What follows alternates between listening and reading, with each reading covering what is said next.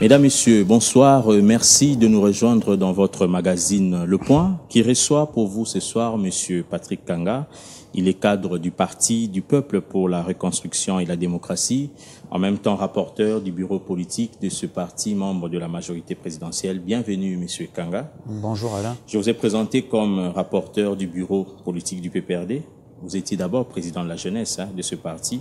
De la présidence au rapporteur du bureau politique, qu'est-ce qui a changé?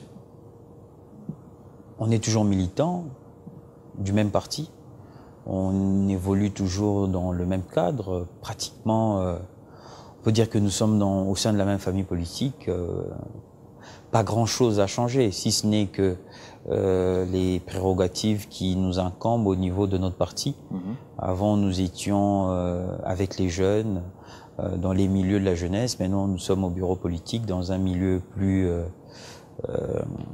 plus astreint à la stratégie, à la réflexion, mais pas grand-chose à changer. Tout se passe au sein de la famille politique. Les gens, une certaine opinion pense que vous n'êtes plus président de la jeunesse parce que vous avez échoué.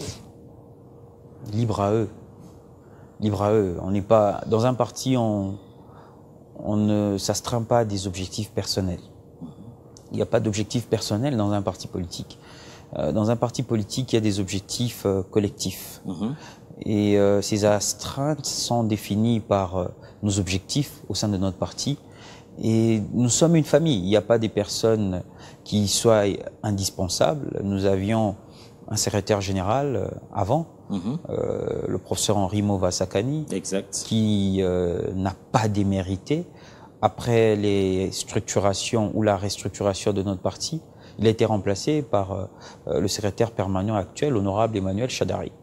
Donc c'est au sein d'une famille politique, nous avons un leader, nous avons des instances au niveau du parti politique et c'est une équipe de football. Il y a un coach, il y a un capitaine et les joueurs peuvent se changer de rôle à tout moment en raison de certains changements tactiques. Il ne s'agit pas de s'attribuer des victoires personnelles ou des échecs personnels. Les acquis de Patrick Kanga à la jeunesse du PPRD? Je suis mal placé, très mal placé aujourd'hui pour commencer à faire une espèce de bilan. Je ne suis pas là pour parler de moi. La hiérarchie de mon parti m'avait confié cette tâche. Nous l'avons assumée avec militantisme et loyauté. La hiérarchie de mon parti décide de m'envoyer au bureau politique, ce qui n'est pas une régression, mais une progression. Nous allons assurer cette tâche ou assumer ces tâches avec le même esprit militant. Mais maintenant, si vous voulez que je puisse commencer à faire une espèce de bilan, c'est d'abord très maladroit. Et la personne la plus mal placée, c'est moi. Vous pouvez peut-être poser la question à ceux qui sont au-dessus de moi hiérarchiquement au niveau du parti, au secrétaire général qui était là, au secrétaire permanent actuel, aux autorités du parti. Mais vous ne pouvez pas me poser la question de savoir ce que je perçois là-dessus. C'est un qui vous a remplacé là. Ça vous a dérangé? Pas du tout. Pas du tout. Pas du tout. D'autant plus que c'est un ami de longue date. Pas du tout. Mais un ami le qui PPRD, vous a causé beaucoup de tort avec les bérets rouges. Pas du tout. Le PPRD, c'est d'abord une grande famille politique. C'est une grande famille politique qui promeut des valeurs démocratiques. Des valeurs démocratiques. Donc on ne peut pas parler de démocratie si nous-mêmes au sein de notre parti, nous ne vivons pas cette démocratie. Donc il n'y a pas une espèce d'inimitié entre les membres d'un même parti, d'une même famille politique, d'autant plus que nous nous appelons des camarades, mais avec d'autres nous avons des relations plus approfondies, en dehors même du parti. Et celui qui était mon vice-président en charge de la stratégie de la communication fait partie de ce cas de figure. Élection, selon la CENI, le 23 décembre 2018. Est-ce que Patrick Kanga croit à ces élections? Écoutez, il suffit de voir comment le PPRD aujourd'hui est en train de se déployer. Vous ne voyez pas le secrétaire permanent de notre parti faire la tournée qu'il vient de faire dans les conditions des fois les plus difficiles, parce que juste nous avons besoin de faire du tourisme, ou parce que nous voulions simplement visiter l'Équateur, voir comment est-ce que le transport fluvial se fait. Non, c'est parce que nous avons des objectifs politiques clairs et c'est parce que nous y croyons fermement. Nous n'avons pas été dans une espèce de tergiversation. Certains regroupements politiques ont tergiversé jusque-là. Ils ont commencé par promouvoir des régimes spéciaux. Ça n'a pas marché. Ils ont essayé de promouvoir une transition sans le président Kabila. Ça n'a pas marché. Depuis lors, ça fait 3 ans, 4 ans, nous n'avons toujours dit que nous nous cramponnons que sur une seule alternative. Et cette alternative, c'est l'élection. On ne s'est pas dédié. Malgré toutes les intentions qui nous ont été attribuées, il y a même eu des frondeurs, des gens qui ont quitté la majorité parce que, disant que nous étions en train de planifier une révision de la Constitution, aujourd'hui, nous sommes le 22 mai 2018. Cette Constitution n'a pas été révisée. Donc, nous ne sommes pas dans les tergiversations, nous sommes dans la constance. Nous croyons aux élections et nous nous y préparons sérieusement. Vous croyez aux élections, mais avoir la CENI, le financement de la CENI, il y a des doutes. Il n'y a pas de doute. Le financement ne suit pas. Il n'y a pas des problèmes. Nous sommes à 52 millions, nous sommes à quelques mois des élections, mais cette année, la CENI n'a eu que 52 millions. Il n'y a pas de problème majeur par rapport au décaissement qu'attend la CENI. En tout cas, toutes les rubriques qui ont besoin d'un financement du gouvernement sont financées à ce stade et il n'y a pas de problème. Le gouvernement a promis de perpétrer les prochains décaissements pour permettre à la CENI de faire son travail. Le président de la République l'a affirmé à maintes reprises que nous allions financer nous-mêmes nos élections. Là aussi, il y a un problème. Non, laissez-moi finir. 300 millions jusqu'à la fin de l'année. Laisse-moi finir. On aura ça où? Cette parole n'est pas un slogan. Nous avons pris l'option de financer nos élections de manière souveraine et ces élections seront financées par le gouvernement de la République. Où allons-nous trouver les 300 millions? Parce qu'on ne veut même pas de l'argent de la communauté internationale. Le gouvernement de la République démocratique du Congo nous fait savoir qu'il va financer les élections. Donc, moi, je pense que à ce stade, il n'y a aucun élément qui tendrait à dire ou à démontrer qu'il y a une difficulté majeure quant au financement des élections par le gouvernement. Donc ne soyons pas des pessimistes. C'est-à-dire les autres rubriques du budget seront mis de côté, donc on ne va pas réhabiliter. Là, c'est vous qui voulez vous attribuer... Parce que nous nous demandons où on aura ces 300 millions. Là, c'est vous qui voulez vous attribuer des explications. Je ne sais pas d'où est-ce que vous voulez les tirer. Mais le gouvernement, qui a toutes les bases, toutes les mesures nécessaires quant au financement de notre pays, a affirmé et réaffirmé sa disponibilité à financer les élections. Il y a un autre problème par rapport aux candidats de la majorité présidentielle. Jusque-là, on voit déjà les cadres du parti présidentiel, qui ne jurent que sur la candidature du président Joseph Kabila, alors qu'on sait qu'il ne peut plus se représenter selon la Constitution. N'est-ce pas là aussi une manière de dire qu'il n'y aura pas des élections, on va continuer avec le président Kabila à la tête du pays? Non, il ne faut pas faire d'amalgame. Il faut faire la part des choses. La démocratie consacre la liberté d'expression. La liberté d'expression n'est pas reconnue qu'à ceux qui disent « Kabila dégage ». Transition sans Kabila. Régime spécial, non. La Constitution n'établit pas une liberté d'expression sélective. Une liberté d'expression accordée qu'aux membres des mouvements citoyens contestataires, non. La liberté d'expression est aussi reconnue aux membres de la majorité présidentielle, aux militants du PPRD.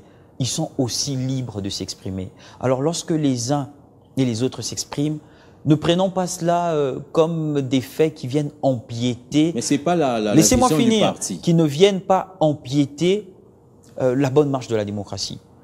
Ce qui est une constante, et c'est que le président de la République a eu lui-même à dire au cours du dernier point de presse qu'il a eu à animer, c'est que la Constitution de la République démocratique du Congo sera respectée. Et ce qui a été fait, ce qui se fait, et ce qui se fera en conformité avec la Constitution. La Constitution telle que modifiée par la loi numéro 11002 du 20 janvier 2011. C'est cette constitution-là sur laquelle nous allons nous baser pour l'avenir. Il y a même le slogan du PPRD, Viva Joseph Kabila, président élu, réélu, éligible. Vous êtes venu quand au meeting du PPRD? Mais ça s'est dit dans tout C'est la liberté d'expression. C'est la liberté d'expression. La liberté d'expression ne vient pas surseoir à la Constitution. Un parti qui se fait démocratique, mais qui souhaite assez que le chef de l'État puisse, qui le pousse à ne pas respecter la Constitution pour briguer un autre monde. Le PPRD ne s'est pas encore exprimé quant à ce. Le PPRD s'exprime en ce qui concerne les candidatures au niveau du président de la République, au niveau des députés nationaux, à l'issue du Congrès. Et la structure qui avalise ces candidatures, c'est le bureau politique du parti. Jusque-là, les instances, parce que nous sommes un parti structurel, jusque-là, les structures du parti ne nous sont pas encore exprimées. Alors, il ne faut pas que nous prenions ce qui est dit dans le cadre de la liberté d'expression et évoquer cela comme un empiètement à la Constitution. Non, la liberté d'expression n'est qu'une manifestation de la démocratie. Et la réflexion de Mirindi, vous l'avez sûrement lu ou entendu là, est-ce que c'est juste une réflexion académique ou d'autres partis peuvent l'utiliser pour maintenir le chef de l'État à la tête du pays? Ce n'est pas une question de maintenir ou pas. Le président de la République est au pouvoir, pas par des mécanismes extra-constitutionnels.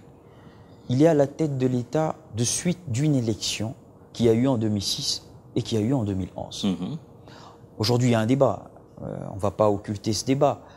Ce que dit le juriste Mirindi, ce débat, il le fait au niveau des universités, à l'UNIKI, j'ai vu prochainement à l'UPC avec d'autres juristes. C'est un débat scientifique. C'est un débat scientifique, il faut l'inscrire dans ce cadre. On ne peut pas censurer la réflexion dans la démocratie. Vous êtes un juriste respecté, respectable. Est-ce que vous pensez que c'est le moment de faire de telles réflexions? Il n'y a pas de moment pour réfléchir en démocratie. D'autant plus quand cela se fait dans un cadre scientifique. Il n'y a pas de moment. Est-ce qu'il a raison, il a tort, M. Mirindi? Le débat est ouvert. Selon Patrick Kanga. Le débat est ouvert.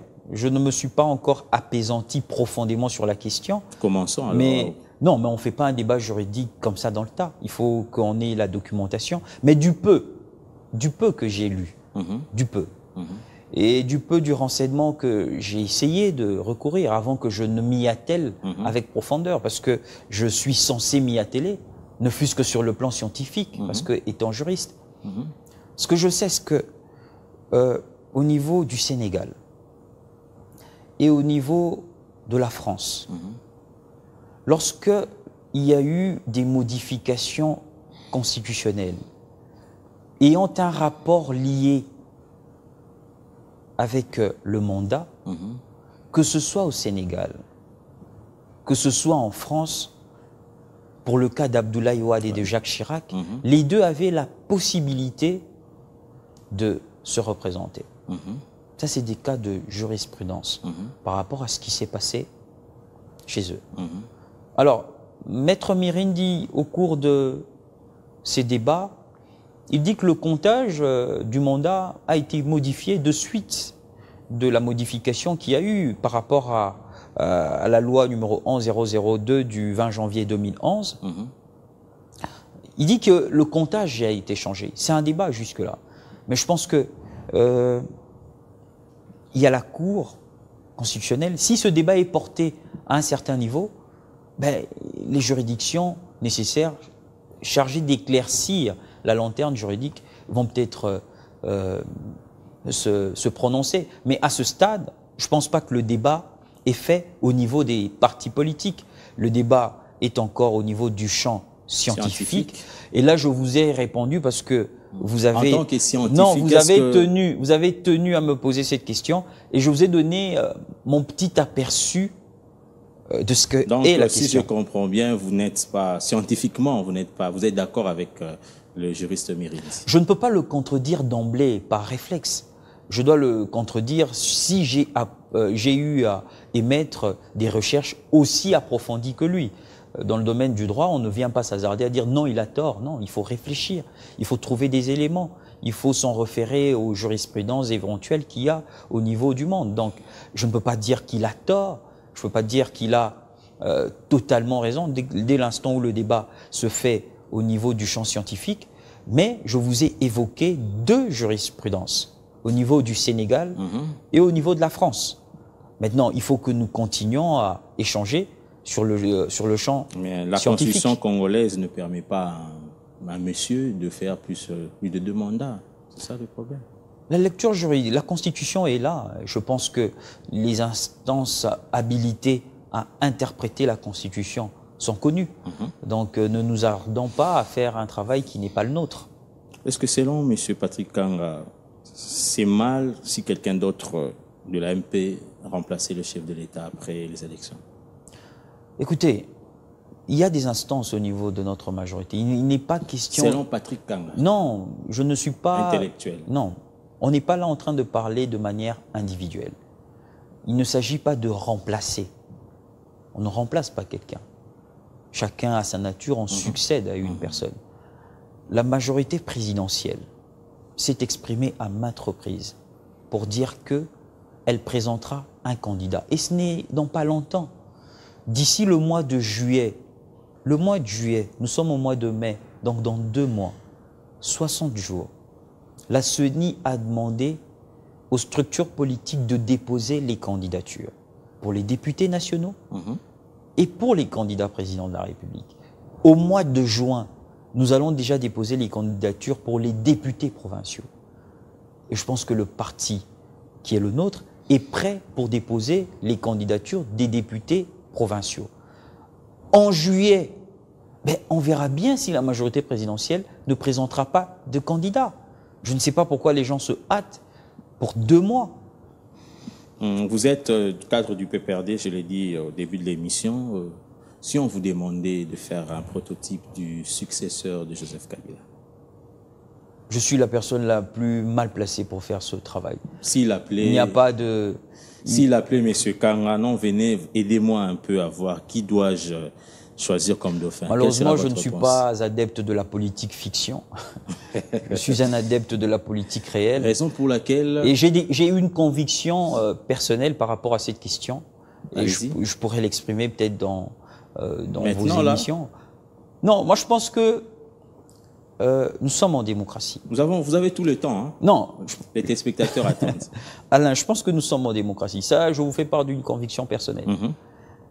La démocratie n'est pas là que pour susciter des débats politiciens, pour la prolifération des partis et des regroupements politiques, pour la prolifération des mouvements citoyens et ASBEL des jeunes. La démocratie a une vocation essentielle, qui est notamment le développement d'un pays. Le développement d'un pays. Et je pense qu'aujourd'hui, après que nous ayons renoué avec la démocratie, d'abord par le 17 mai 1997, et en 2006, lorsque nous organisons nos premières élections, au travers le leadership du président de la République, nous devons aujourd'hui nous poser la question sur quel est l'essentiel que nous devons définir par rapport à notre démocratie. Aujourd'hui, nous voyons des gens, des opposants, parcourir des pays voisins. Mais dans ces pays-là, qu'est-ce qui s'y passe? Au même moment où ils nous accusent de vouloir modifier la Constitution, que nous n'avons pas modifiée, mais au même moment où ils vont faire l'apologie d'un pays où il y a eu et le référendum et la révision de la Constitution. Je pense qu'à un certain moment, il nous faudra définir l'essentiel de notre démocratie. Quel est le système politique que nous voulons avoir? Comment devons-nous l'avoir? Quel genre d'institution?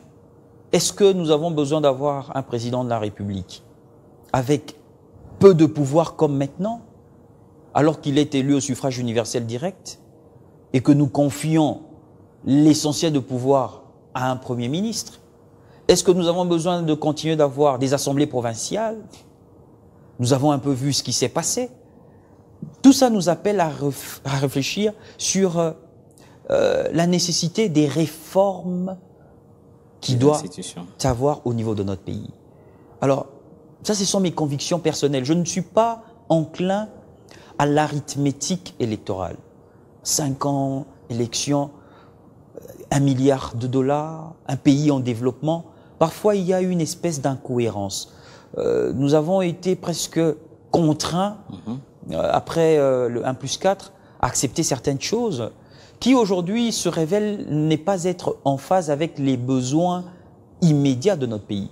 La France, pour qu'elle quitte du mandat de 7 à 5 ans, ça a pris à peu près 45 ans pendant la Ve République, parce qu'ils ont tenté 5 fois la République et ils ont échoué. Alors nous, un pays en développement, on dit qu'un président de la République, non seulement qu'il a des pouvoirs limités, mais son mandat doit être de 5 ans. Est-ce que 5 ans aujourd'hui semble suffisant pour celui qui est dépositaire de celui qui requiert la légitimité du peuple, celui qui a reçu l'assentiment du peuple conformément au projet de société qu'il a présenté? Est-ce que 5 ans semble suffisant pour asseoir des idées forces, pour asseoir un programme dans un pays comme le nôtre? Nous ne sommes pas le Rwanda, nous sommes la RDC, qui a des considérations sur le plan géographique, géostratégique, qui sont tout à fait différentes, et il nous requiert plus de temps et plus de sarité par rapport à la définition de notre démocratie. Ça, c'est une conviction personnelle. Mais vous ne trouvez pas que ces réflexions devaient se faire bien avant? Non, pourquoi? Nous sommes juste dans une période charnière. Mais vous m'avez posé... On peut vous prêter aussi des intentions pour dire que c'est le moment choisi pour essayer de réfléchir, pour voir... La réflexion n'a pas de temps. Vous m'avez posé une question libre. Je vous y ai répondu librement, une conviction personnelle qui continue. On ne va pas dire que parce que nous sommes en période électorale, nous ne réfléchissons pas. Non, un acteur politique ne réfléchit pas que pour maintenant. Nous réfléchissons aussi pour demain, pour les 10 ans, pour les 20 ans. On ne réfléchit pas que pour les mois de juin qui arrivent. Non, parce que si on réfléchit de cette manière, c'est que nous ne sommes plus des acteurs politiques. Nous avons évolué de 2006 en 2018 avec cette constitution. Nous avons décelé quelques difficultés par rapport à l'atteinte de certains objectifs. Et aujourd'hui, nous devons avoir le courage de dire la vérité à nos compatriotes qu'aujourd'hui, il y a une nécessité d'avoir des réformes profondes par rapport à notre architecture institutionnelle. Vous avez dit d'ici le mois de juillet, l'on connaîtra le candidat président. C'est une obligation légale. Voilà, de la majorité présidentielle. Mais pas seulement de la majorité présidentielle. Tous les candidats. De toutes les structures politiques. D'ailleurs, d'autres sont déjà connus. Apparemment, la majorité travaille pour éliminer tout adversaire digne de ce nom-là. On prend le cas de Moïse Katumbi. Tout est fait pour qu'il ne revienne pas au pays compétir. Qu'est-ce qui est fait pour qu'il ne revienne pas? Ensemble, déjà, sa plateforme politique électorale ne se retrouve pas sur la liste des partis autorisés à fonctionner en RDC. Il y a double nationalité. Il y a beaucoup de choses qui surgissent. Vous avez peur de Moïse Katumbi? Écoutez, moi, je n'aime pas faire une publicité gratuite des gens qui, du reste, je ne connais pas personnellement. Mais seulement, on ne peut pas dire qu'on veut respecter la Constitution juste en ce qui concerne le mandat du président de la République. Et en ce qui concerne certaines gens, par rapport à d'autres éléments, on dit faisons fi, fermons les yeux.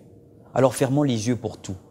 Je ne pense pas qu'il y a aujourd'hui une volonté manifeste d'empêcher qui que ce soit qui est en conformité avec les lois et la Constitution de se présenter comme candidat président de la République. À chaque échéance présidentielle, nous avons une panoplie des candidatures dans ce pays. Monsieur Félix Tshisekedi venait de tenir un meeting au niveau de la Tchangou. Je ne pense pas qu'il est moins opposant que Moïse Katumbi. Je pense qu'il est opposant pendant plus longtemps que Moïse Katumbi, qui est à peine opposant. Aujourd'hui, vous voulez le présenter comme un opposant historique. Et pourtant, il n'y a même pas 5 ans, après avoir été gouverneur du PPRD et de la majorité pendant un très long moment. Donc, je ne pense pas qu'il y ait une volonté. Mais chaque personne a des dossiers individuels. Et les dossiers qui l'empêchent de concourir à la présidentielle sont de notoriété publique. Vous le connaissez mieux que moi. Donc il n'y a, à ce stade, aucune volonté pour la majorité présidentielle d'empêcher qui que ce soit qui est en conformité avec les lois de se présenter aux élections. Aujourd'hui, le chef de l'État doit plus craindre qui? Ceux qui étaient avec lui, qui sont partis, ou ceux qui n'étaient pas avec lui et qui coalisent aujourd'hui avec lui? Le chef de l'État ne craint personne. Le chef de l'État a un contrat avec le peuple, signé en 2006 au travers l'élection, re-signé en 2011 au travers l'élection, et les comptes à rendre, c'est par rapport à cette population qui lui a manifesté sa confiance pour qu'il gère le pays.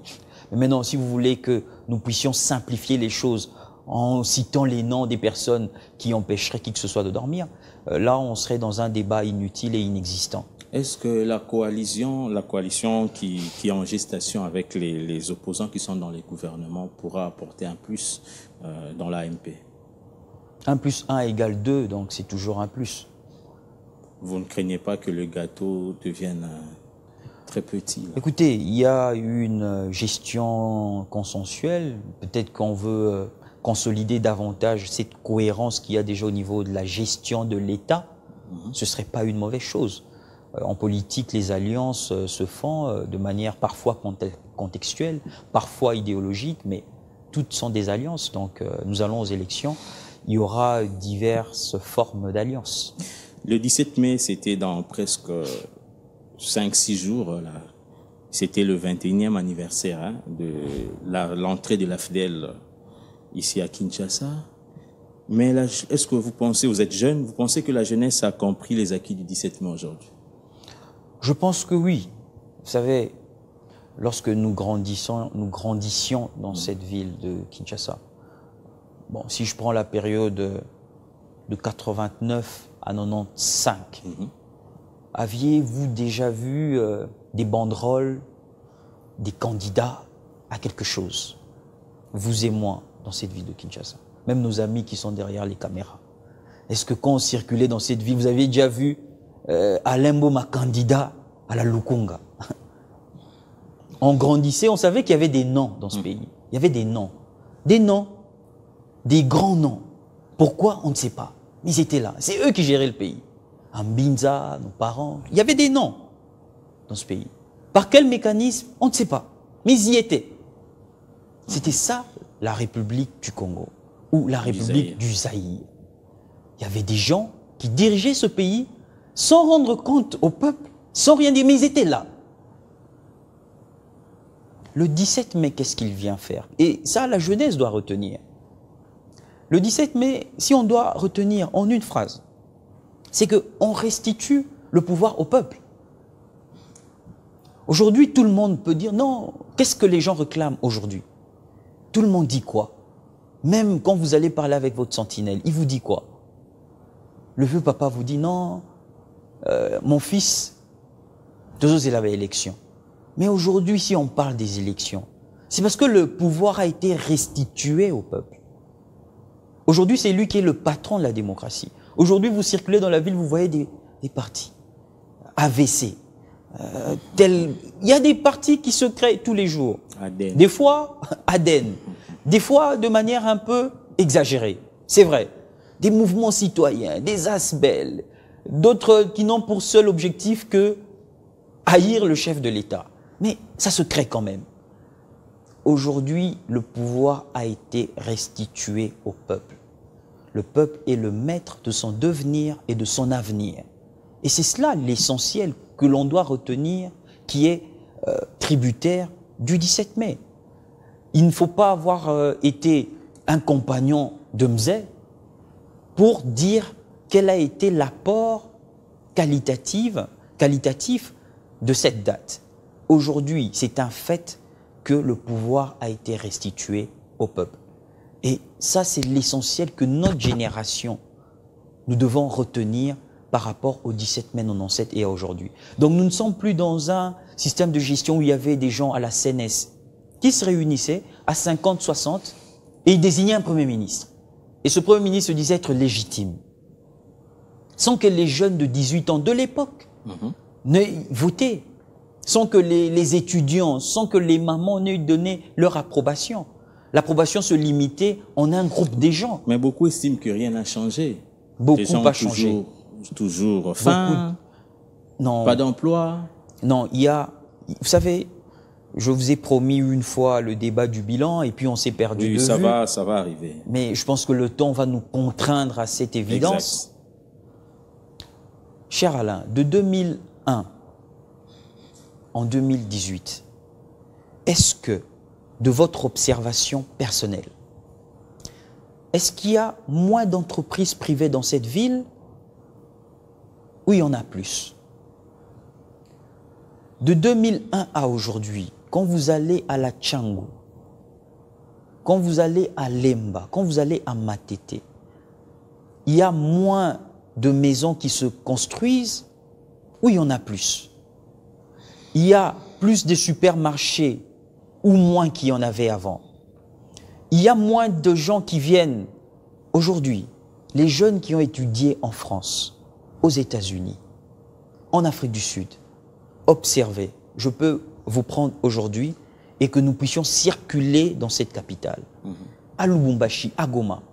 Vous verrez qu'il y a beaucoup de jeunes aujourd'hui qui ont fait leurs études à l'étranger et qui reviennent pour travailler ici et payer avec certains salaires.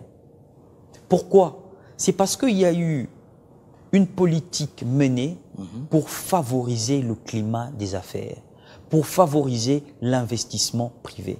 Donc si nous devons parler de manière proportionnelle, depuis l'avènement du président Joseph Kabila au pouvoir, y a-t-il eu plus d'emplois ou moins d'emplois? Je vous dirais sans broncher et sans hésiter un seul instant qu'il y a eu plus d'emplois. Plus d'emplois. Aujourd'hui, il y a autant d'opportunités au niveau des banques, au niveau de télécommunications, au niveau du bâtiment, au niveau de la publicité, au niveau de l'entrepreneuriat. Les lois qui ont été votées. Mais c'est pas tout le monde les qui a lois accès à qui cet ont emploi, été là. votées à l'initiative du président de la République, la loi sur la sous-traitance, qui accorde beaucoup d'opportunités à ces jeunes. Est-ce que dans vos émissions, vous invitez des acteurs politiques? Nous avons des jeunes élus au Parlement. Est-ce que vous les invitez pour qu'ils en parlent? Est-ce que vous nous invitez pour qu'on en parle? Des opportunités qui sont accordées aux jeunes. Au lieu que les jeunes ne puissent se constituer qu'en des mouvements citoyens, en des regroupements politiques. Fort de cette loi qui a été promulguée par le président de la République, autant de jeunes peuvent devenir des millionnaires dans ce pays. Autant des jeunes peuvent se constituer en des structures de sous-traitance qui aujourd'hui est détenue par des expatriés. Mais la loi aujourd'hui donne la part belle aux nationaux. Mais les nationaux, après qu'ils aient eu cet instrument juridique, qu'est-ce que nous en faisons? Voilà pourquoi les débats dans vos émissions politiques ne doivent pas tourner que sur la machine à voter, que sur le mandat du président. 2001 mais faisons aussi des débats 2018. sur les problèmes économiques Entre 2001 et sociaux. et 2018, la criminalité s'est augmentée. Sur quelle base? Nous partons de quelle base? Moi, je sais que dans cette Le ville... banditisme urbain. Non, écoute... C'est parce que les violences, jeunes n'ont rien à faire. Non, les violences urbaines, c'est presque dans les grandes villes. La ville de Kinshasa est une ville largement plus paisible que New York, par exemple, que Paris. La criminalité, c'est un fait, dans les grandes agglomérations, dans les grandes villes. Mais nous avons grandi dans cette ville, nous connaissions, il y avait des gens qu'on appelait les Django et les Douga dans cette ville, qui coupaient des têtes aux gens, qui étaient des bandits de grand chemin dans cette ville. Alors lorsque vous dites que la criminalité a évolué, ça part de quelle base? La criminalité est-elle un fait aujourd'hui? Oui, mais dans quelle proportion? Dans quelle proportion? À Kinshasa, à Lubumbashi, à Goma, à Mbandaka, dans quelle proportion? On ne peut pas dire qu'il y ait un pays dans ce monde où le niveau de criminalité soit zéro. Non, nous reconnaissons qu'il y a l'existence de certains faits criminels, mais dans une proportion assez réductrice. Si vous étiez avec l'AFDEL à l'époque, hein, qu'est-ce que vous auriez fait que Laurent Désiré Kabila n'avait pas fait? Waouh, quelle question! Je n'ai pas compris, il faut que vous la repreniez. Si vous étiez avec lui à l'époque, à l'entrée de l'AFDEL, jusqu'en 2001, qu'est-ce que vous auriez pu faire que lui n'a pas fait pour essayer dès la Révolution? Je ne... Parce qu'il y a eu des erreurs commises. Quelles sont ces erreurs, selon vous?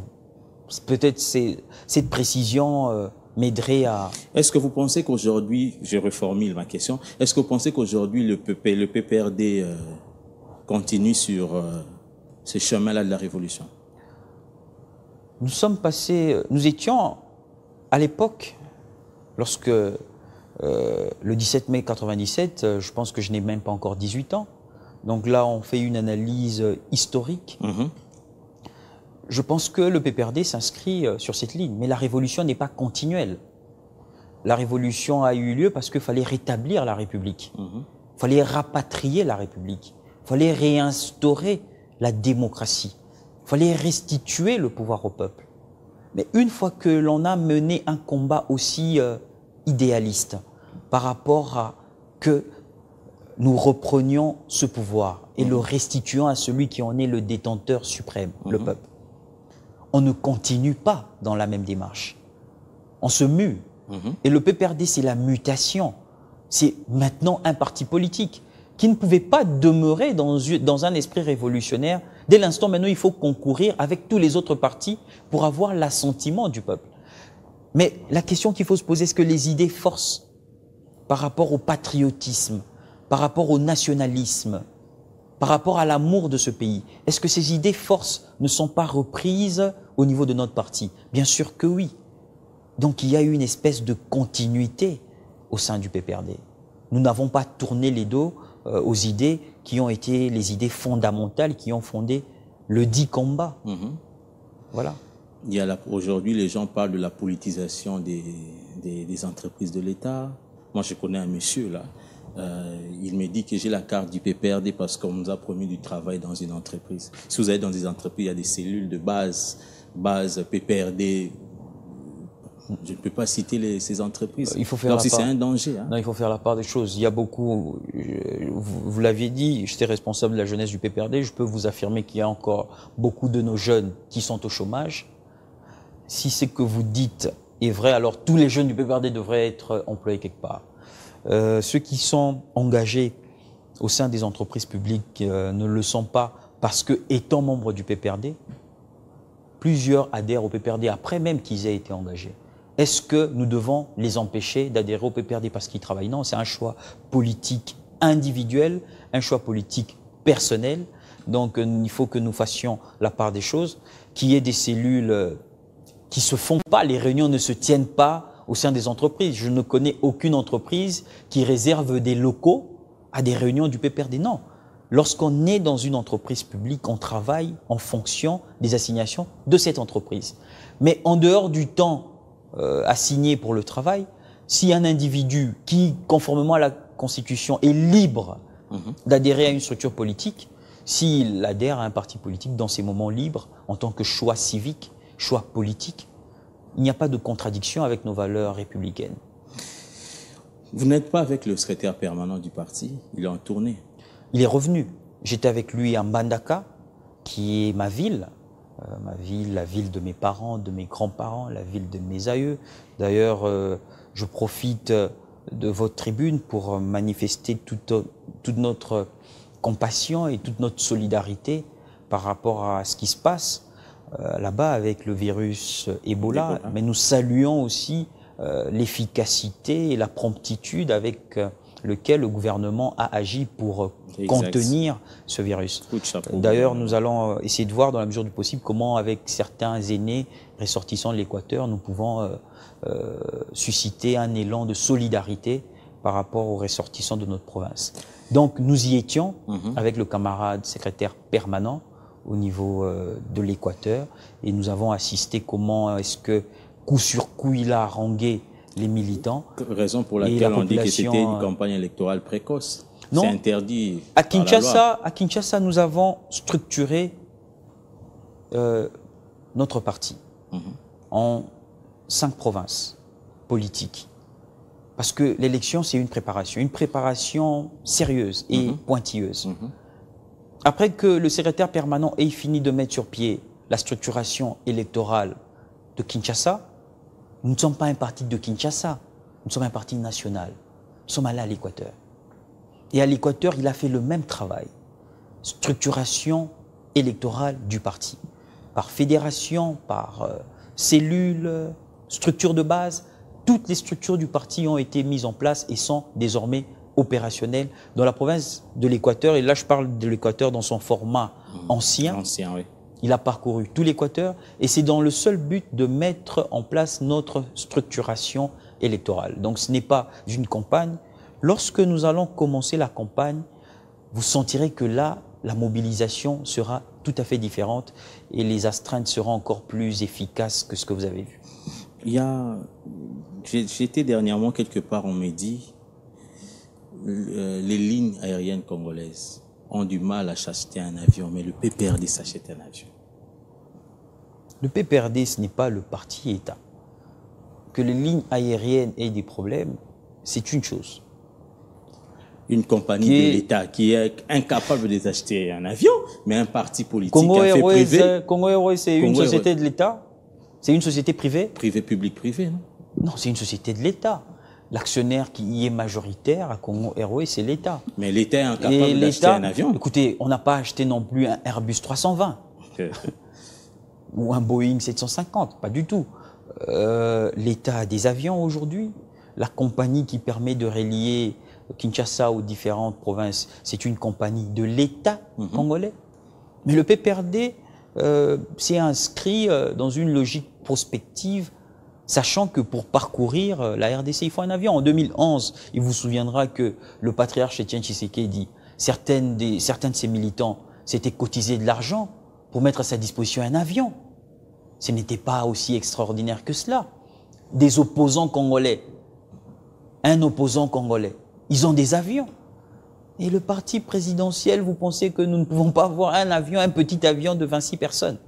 Ce n'est pas la mer à boire. Un parti qui a autant d'élus au niveau national, autant d'élus au niveau provincial, et qui cotise depuis près de 10 ans par rapport à ses objectifs politiques. Ce sont des ambitions. Nous avons aussi l'ambition de construire très bientôt notre siège pour montrer notre volonté d'ancrer notre parti dans l'histoire de ce pays. Donc il y a autant de choses qui s'inscrivent dans une prospection. Si cela a été fait avec l'argent du contribuable, mais vous verrez qu'on allait construire des buildings. Mais comme cela est l'œuvre de la sueur des militants, ça prend du temps. Voilà pourquoi beaucoup de choses se font pas jusque-là. C'est parce que ce sont les contributions des militants qui doivent concourir à l'achat de certains acquis. Ce sera votre dernier mot, M. Kanga. En tout cas, je vous remercie pour l'invitation. C'est à moi de vous remercier. Ça faisait un bon bout de temps que vous m'aviez blacklisté. Et là, vous m'aviez invité. Je vous remercie pour l'émission. Nous, on se prépare pour les élections. On se prépare sérieusement. D'ici le mois de juin, vous connaîtrez qui seront nos candidats députés provinciaux. En tout cas, nous, on attend le mois de juillet. Et au mois de juillet, non. Au mois de juillet, vous connaîtrez qui sont nos candidats députés nationaux. Nationaux et président de la République. Comme la CENI le prévoit. Et encore une fois de plus, toutes nos pensées aux habitants, à tous les Équatoriens par rapport à ce qui se passe. Le gouvernement y a mis les moyens et nous osons croire qu'avec l'aide de Dieu, notamment, que cette situation sera stabilisée. Oui, cette émission, nous la dédions aux habitants de Mbandaka et de Bikoro qui font face à cette épidémie d'Ebola. Mesdames, Messieurs, c'est la fin de ce magazine Le Point. Nous nous retrouvons la semaine prochaine avec un nouvel invité. Au revoir.